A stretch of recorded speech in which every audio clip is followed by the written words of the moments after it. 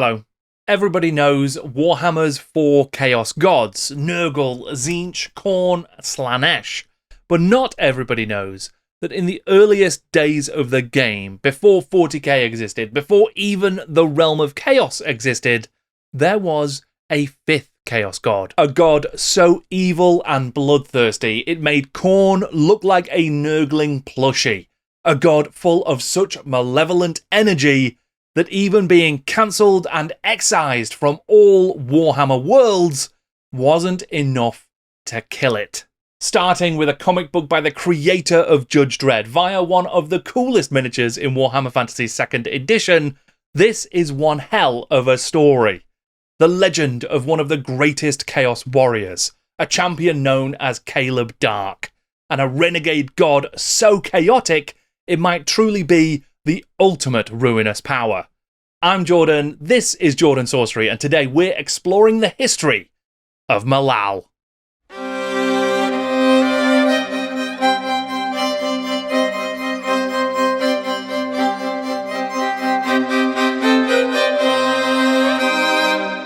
In the early 80s, Citadel was experimenting with new product ranges, new games, new stories, new worlds at an incredible rate.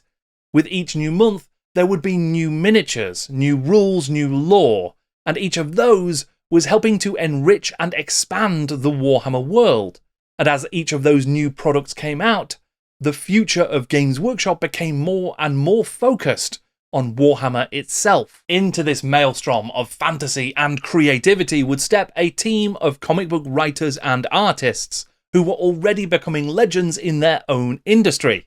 Though their collaboration with Warhammer would be short-lived, it would have a lasting impact. They created a comic book that was ostensibly about the quest of a Chaos Warrior, the champion Kaleb Daark, but it would introduce something that would become a hugely important part of Warhammer's lost history, the renegade chaos god, Malal.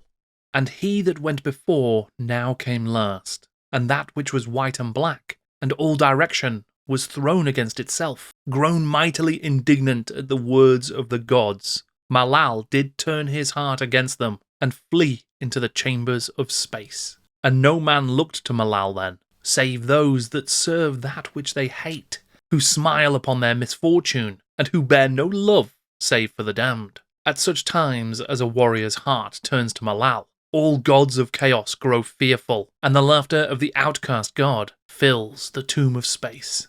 Brian Ansell was nothing if not a man of vision, and arguably his greatest vision for the worlds of Warhammer was to introduce the concept of chaos, a pantheon of gods who were not only evil, they were also complex, compelling, and incredibly cool. Khorne, Tzeentch, Nurgle, and Slaanesh, gods, characters that would come to define the worlds of Games Workshop's games. The creation of chaos is an interesting story, no doubt about it, and we'll get to that one day. But right now, it's the creation only of Malal that demands our attention. Now, before I go on, I must pay homage to the sterling research work done by the Realm of Chaos 80s blog and the Awesome Lies blog.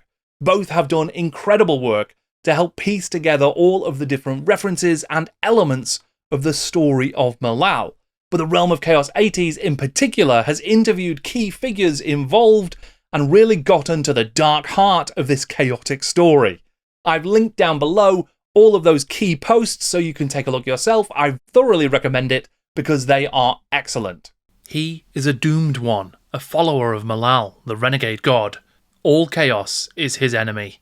The Citadel Compendium was an irregular magazine and promotional release by Citadel, with numerous pages designed to showcase the current miniature range. But because photography was still too expensive and didn't reliably pick up the details of the minis, there were countless beautiful line drawings done by Tony Ackland. There were also a number of features that introduced new rules, scenarios, competitions, letters, and other such ephemera. There were 3 issues published between 83 and 85, each acting as a catalogue for the current Citadel range. But because the range grew so quickly, it soon received a supplementary publication, the Citadel Journal, which was intended to provide more frequent catalogue updates, along with some dedicated Warhammer Fantasy content as well. It's in the pages of 1985's third Citadel Compendium that the story of Malal really begins.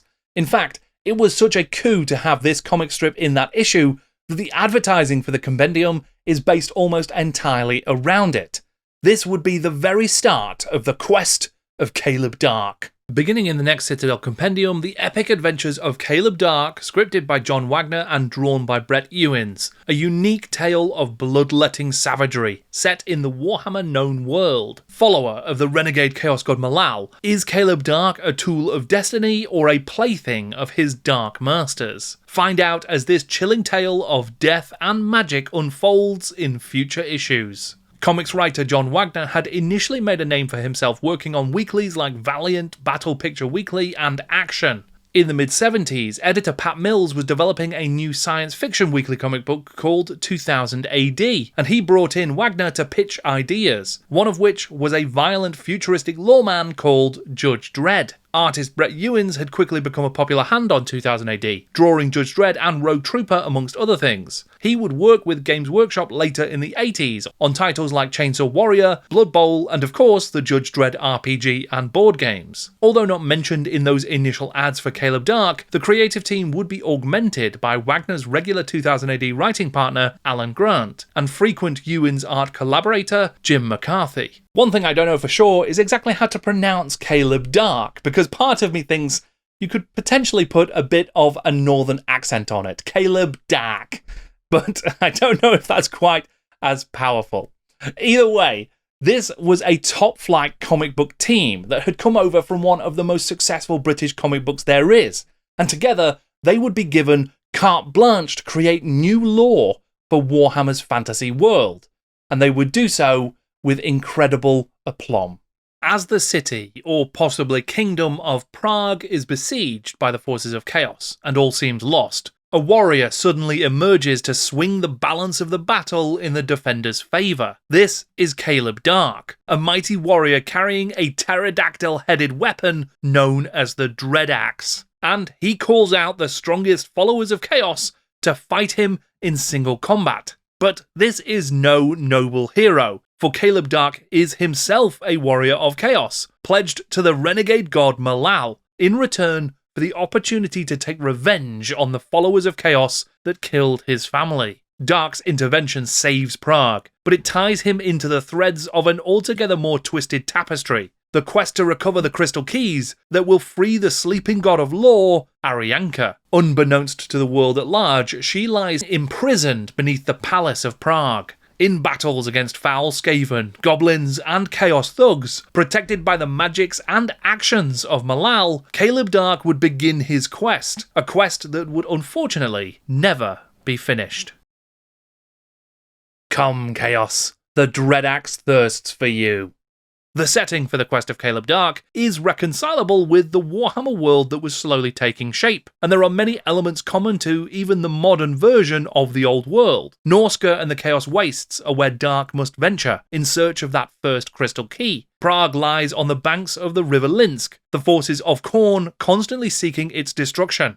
But like much of the writing around this time, there would be inconsistencies. For instance, the suggestion that Prague is a completely separate kingdom to the Grand Duchy of Kislev that sits on its border. Daark himself may not be the most original protagonist, having shades of Elric from Michael Moorcock's Eternal Champion series, but there were many lasting impacts from this series, not least Malal and his insidious presence. Of particular note from the comic is that it may well be one of the first places that both the Khornate battle cry, Blood for the Blood God, and the doublespeak of the Skaven is first seen in print. In the Spring Journal from 1987, we got the third part of the Kaleb Daark quest, and there was also more Kaleb Daark on offer, the Kaleb Daark miniature.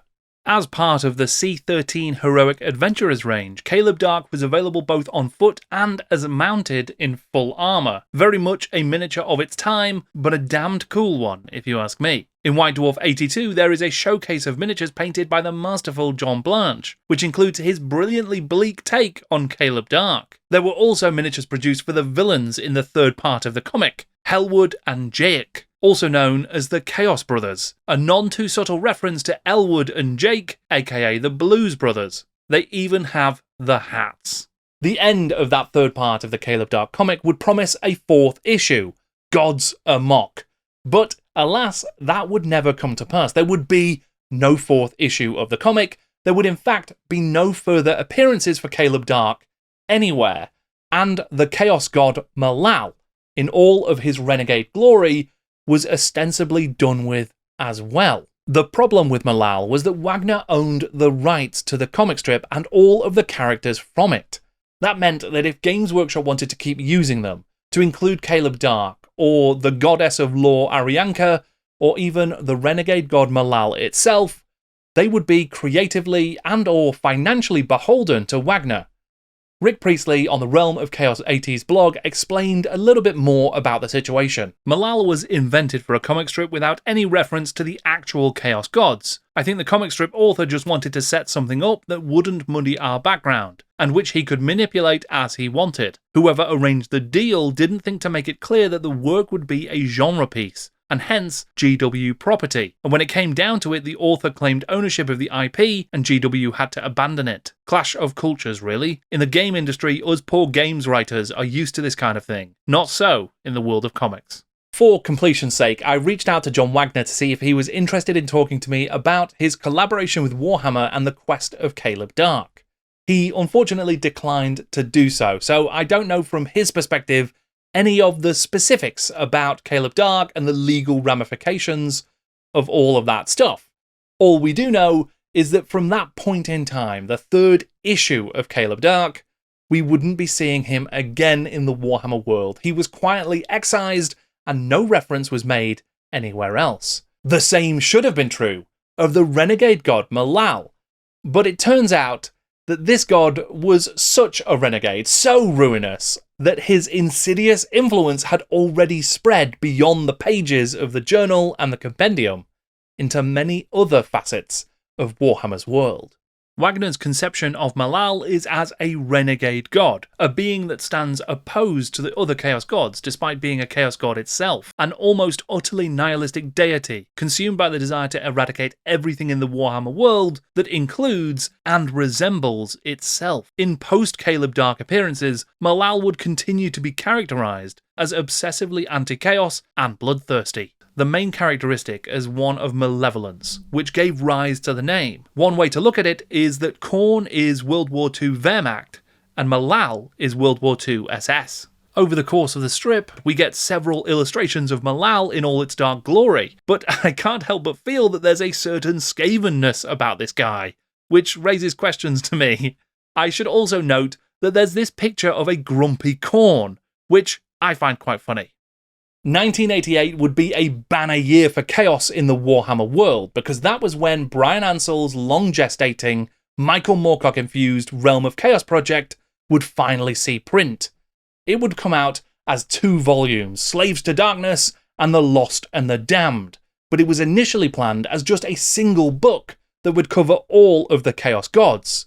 Not just Khorne and Slaanesh, and Tzeentch and Nurgle, but Malal as well.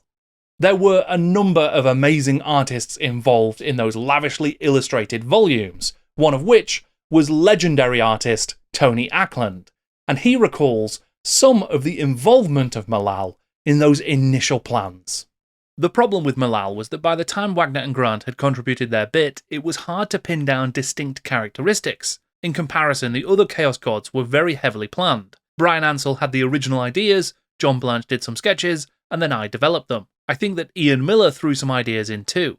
Whereas Michael Moorcock's Elric stories were the main source of inspiration for Brian, I leaned more towards H.P. Lovecraft. Without knowing what discussions took place when Wagner and Grant took the job on, it's impossible to know what the true origins of Malal were. I do recall that Brian had thoughts about another Chaos God prior to the strip.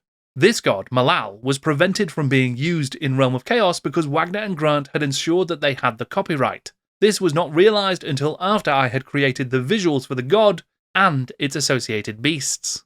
Even though Malal was already on his way out, word didn't reach Graham Davis that the god was verboten before it was too late. Davis had been working on the deities section of Warhammer Fantasy Roleplay's core book, and it was printed in 1986 with some very Wagnerian names. Malal is a renegade chaos god who has turned against the others and is dedicated to their destruction. His followers, sometimes called the Doomed Ones, seek out and destroy the followers of other Chaos gods wherever they may be found. There would also be an entry on the god of law, Arianka, that detailed her defeat and imprisonment by an unnamed Chaos god, and the legend that she was hidden beneath Prague, awaiting the crystal keys that might free her. Davis wrote on his personal blog that he had in fact also been working on the Realm of Chaos, and looking at how to include Malal there as well. Before the decision was taken to cut Malal, I worked to include the renegade god in my draft of Realm of Chaos. This included describing 2 demons for him, one greater and one lesser. No one had drawn or sculpted any demons for Malal, so I turned to the vast body of art that had been created for Realm of Chaos since the project was first begun several years earlier. This image, with its bird-like skull, reminded me of Kaleb Daark's weapon, Dread Axe, so I chose it for the lesser demon. Whilst there's a little contradiction between Davis's and Ackland's accounts about whether or not the demons were drawn specifically for Malal, it's clear that there was enough work going on behind the scenes to incorporate the demons and the god into the Realm of Chaos. Orilog of the Realm of Chaos 80s also scoured other unpublished Tony Ackland art to see if he could identify some of the other potential demons of Malal, before putting the question to the artist himself. They were concept illustrations of lesser demons that were not used. I think that the insectoid ones were for Malal. I think it was that one that was the riding beastie, and the other one a kind of dog of war. I don't think that Malal himself was particularly insectoid though. This was probably me just trying to give vent to my inner entomologist when I started designing the demons. These concepts were not only for miniature design, but also to help develop future illustrations. It was accepted in the studio that the illustrations would show the reality of what the miniatures represented, so the miniatures would have been simplified to some extent. But that was not the end of Malal's insidious presence in Warhammer either, because almost in a story fitting of a cultish, forbidden monster, there would be continued references here and there that slipped through the cracks. Despite being utterly forbidden by Games Workshop, Malal continued to exist in the hearts and minds of men.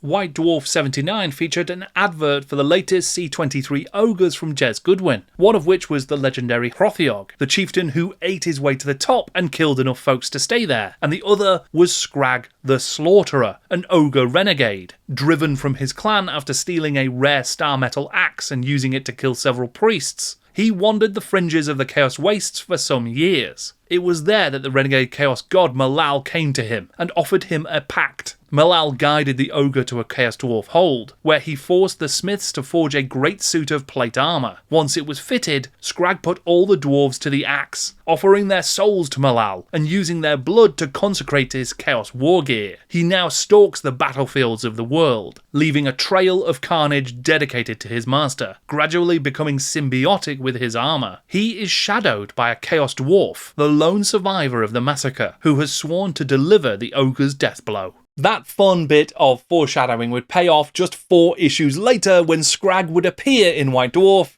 once again. The Crude, the Mad, and the Rusty was a 2-player Warhammer battle game written by Ali Morrison, Jez Goodwin, and Graham Davis. The premise was simple. After a good long day of slaughtering in the name of Malal, Scrag is knackered. But who should spy an opportunity to avenge his comrades but that Chaos Dwarf in the shadows, Spike's Harvey Wotan. Wotan has teamed up with an odd assortment of characters, 2 Chaos Goblin fanatics known as Blood and Gore, a mad dwarven engineer called Oxyocetylene, and his mechanical creation, the Tin Man. The rules featured an injured Scrag starting the battle with random wounds, the Tin Man running out of fuel and or malfunctioning, and everyone suffering from frenzy at one point or another. Despite his presence in the story, Oxy doesn't actually have any rules for the game, and there was a pull-out map that is probably not the most inspiring battle board we've ever seen. It seems likely that Ali Morrison's naming of Spike's Harvey Wotan is actually a nod to the Judge Dredd Cursed Earth character, Spike's Harvey Rotten, a nice bit of circular Malal Judge Dredd art Brett Ewan's logic, or far less likely, a complete coincidence. And of the rest of the scenario, Graham Davis has said, "I have never claimed to be a wargamer, and I think that deep down I knew the piece wasn't very good. I remember being surprised when it was published." What you have here, basically, is Graham the role-playing guy having been told that he didn't understand toy soldiers, and with the definite implication that this did not bode well for his continued employment at GW, doing whatever I could think of to do in order to promote miniatures.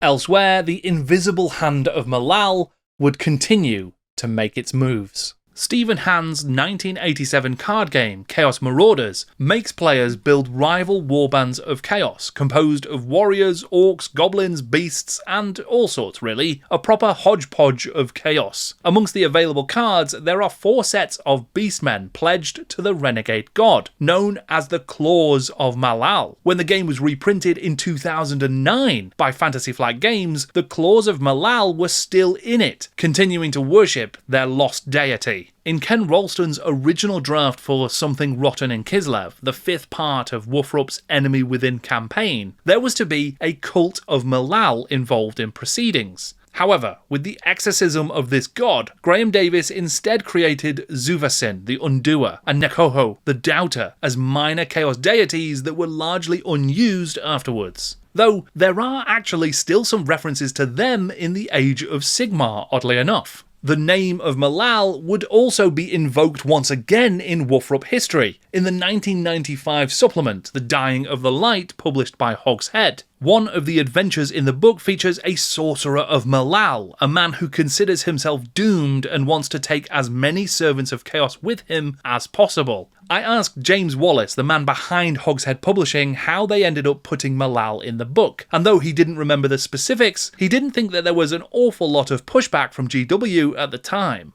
Who knows, maybe even into the mid-90s there were still some Malalian true believers at Games Workshop. The very first book released by GW Books in 1989 was an anthology of fantasy stories called Ignorant Armies, and in that collection there would be one story written by William King that would be very relevant. It was called The Laughter of the Dark Gods.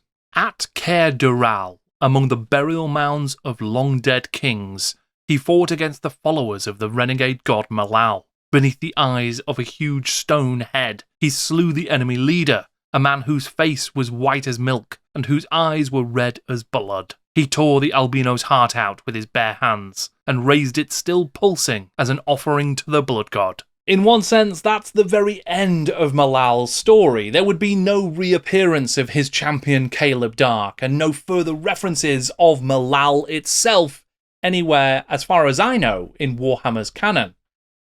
Except, it wasn't quite the end, because Malal would come to be reborn, for many, in a new form entirely.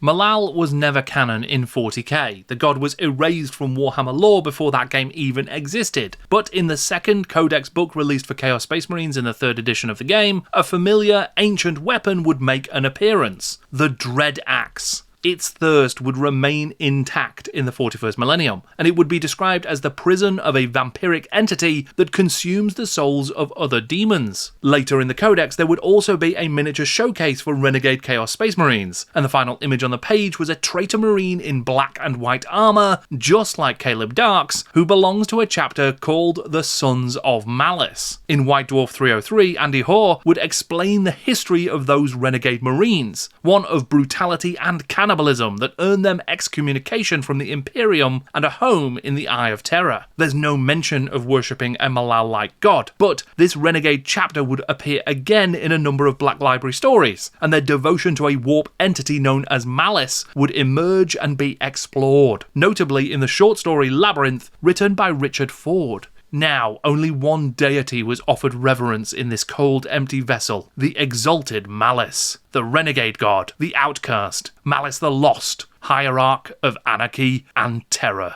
Ford even recalled in a comment on Lutin 09's lore video about Malice that in his early drafts of the story, he referred to the warp entity as Malal, until someone handily pointed out that Grant and Wagner still owned the copyright for it. For some folks, the idea is that the Sons of Malice and the entity Malice itself represent a return of Malal to Warhammer's canon. I think that that is a really fun idea, and it seems like that was the intention of the author of the first story that featured the Sons of Malice. As I understand it though, subsequent appearances from that faction removed some of the more Malal-like elements of that backstory. Whether or not it's true that Malice is Malal, I guess it doesn't really matter. It's up to us as fans to make those connections and enjoy them. In fact, The whole story of Malal and its removal from Warhammer's canon is a fascinating one that I think represents the perfect talking point, I suppose, the perfect example of the intersection between storytelling and creativity and business-led decisions. This was a legal choice, one that had to be made because of ownership and rights. It wasn't that the creative wellspring had run dry of Malal. In fact, if anything, it seems like many of the creators from across Warhammer's games and stories had fun ideas to use Malal in. But they were not allowed to, because the business had gone in another direction. They were not going to pay for those rights. They were not going to continue the working partnership with John Wagner and the rest of the creators on the Kaleb Daark comic. And so, Warhammer's canon was changed irrevocably. The business decision affected the creative outcomes, as it always does and always will, and that's totally fine. But this is why headcanon is so great. Cherry-picking the things we like really works, and taking from all of those instances of Malal's presence the story that we want to. If we want there to be a Malal, if we want there to continue to be a renegade chaos god out there in the Warhammer world affecting the story, then he is. And that is absolutely fine. And I think the end of a perfectly chaotic story about a perfectly chaotic god. I hope that you've enjoyed this bit of history about a lost part of Warhammer's pantheon. One of the chaos gods that could have been great, but just didn't make it. Now, other folks have said that Archaon or Be'lakor represent what Malal was there for, the anti-chaos god, and maybe they do, and maybe they do more than ever in their current incarnations, but of course, they've had earlier incarnations that I will be talking about here on the channel at some point. I have talked before about my Storm of Chaos series. It's still being worked on, and I'm sorry to say it's been delayed for a number of reasons, but I cannot wait to share it with you as soon as I can. I would love to hear your thoughts down below in the comments about the Quest of Kaleb Daark, the removal of Malal from the Warhammer canon, and whether or not you do think that Malice represents Malal reincarnated for 40k. You can support my work by checking out my Patreon via the link in the description. You'll get early and exclusive content, access to regular updates and my exclusive Discord, and other fun stuff as well. It's enormously helpful. It's the only way I'm able to keep doing this, and I really appreciate it. I also really appreciate it if you can like this video, share it, leave that comment, and subscribe to the channel. All of that is super, super helpful as well. Thank you very much for watching. I'm Jordan, and this is Jordan Sorcery.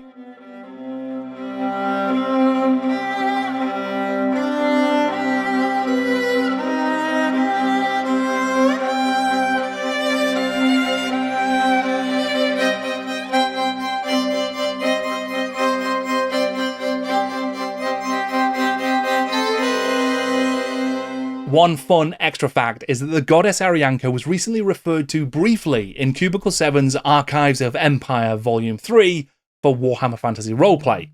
Whether or not that means Malal is around the corner, I don't know, but at least there might be just a sliver of hope.